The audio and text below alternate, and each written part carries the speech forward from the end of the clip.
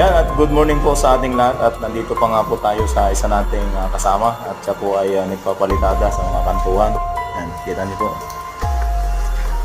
At tingnan po sa mga nagbaguhan pa lang sa pagpapalitada. At tingnan niyo po siya mabuti kung paano siya pumahid. Wala na palang halo. Akala ko meron pa yan. Siya po ang tumira niya. Mga kantuhan na yan.